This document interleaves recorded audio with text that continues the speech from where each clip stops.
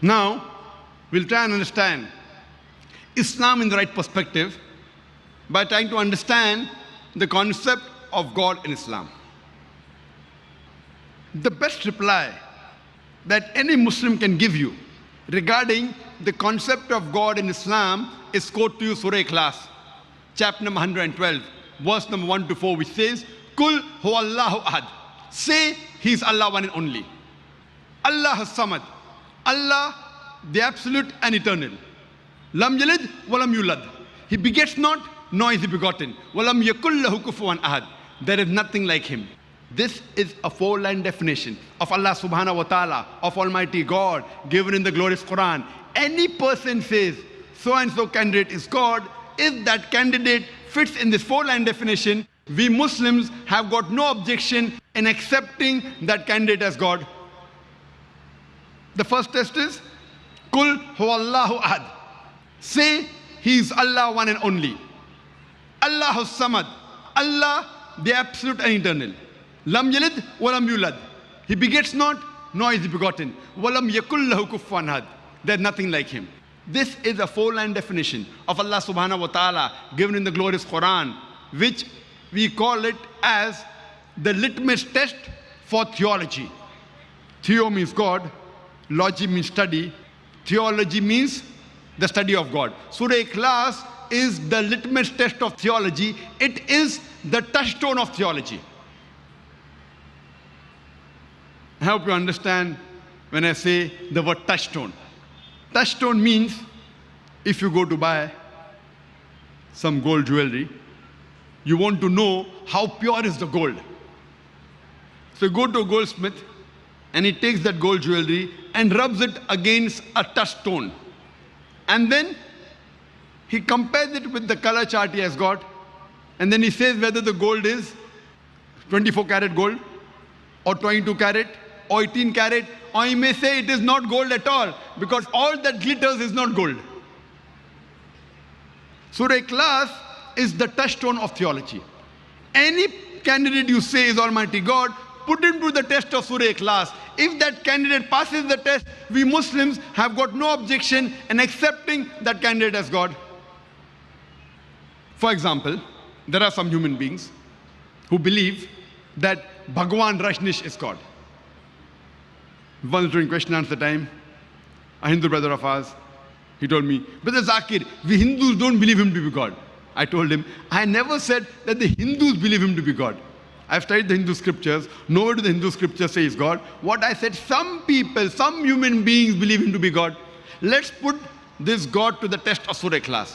The first is, Kul huwallahu ahad. Say, He is Allah one and only. Was Rajneesh one and only? Was he the only man who claimed divinity, who claimed to be God? There are hundreds of men who have claimed to be God, especially in this country of ours, India. There are thousands who have claimed to be God. He's not the only one.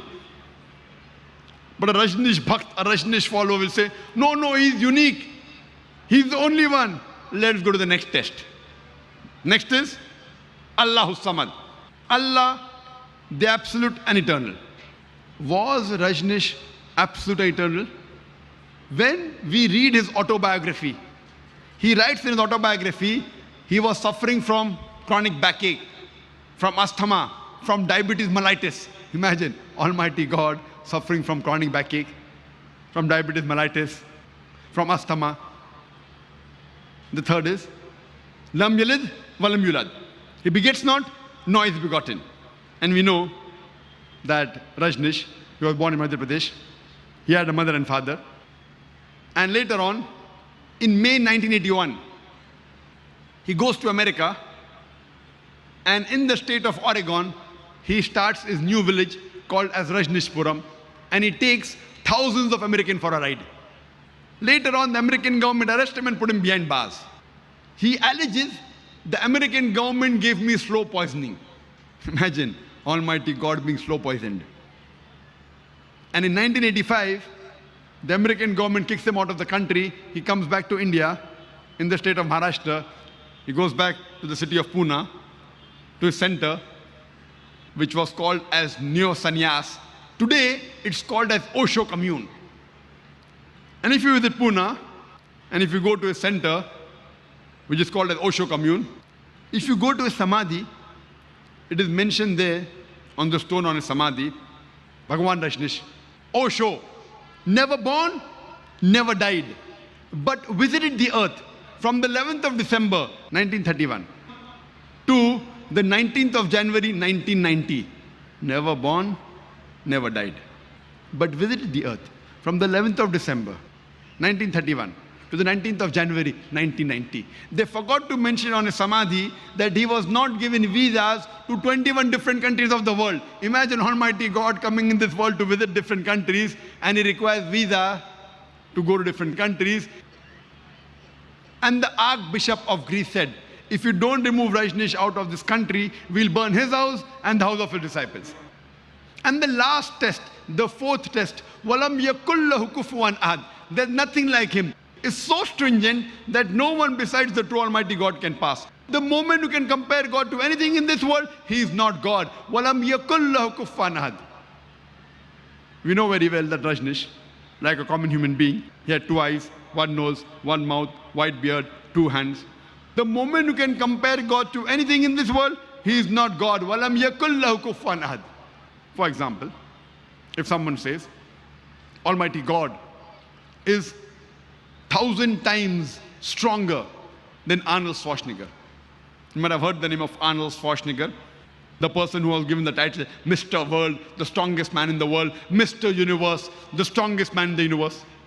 The moment you can compare God to anything in this world, whether it be Arnold Schwarzenegger, whether it be Dara Singh, or whether it be King Kong, whether it be 1,000 times or 1,000,000 times, the moment you can compare God to anything in this world, he is not God. Walam yakullahu kufuwan ahad. There's nothing like him.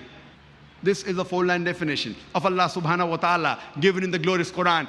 Any candidate says, any person says that this candidate is God, if that candidate fits in this 4-line definition, we Muslims have got no objection in accepting that candidate as God. So I request all my brothers and sisters, whichever religion you may belong to, put your God to the test of Surah Ikhlas. If he fits in this 4-line definition, he is a true Almighty God, otherwise he is not.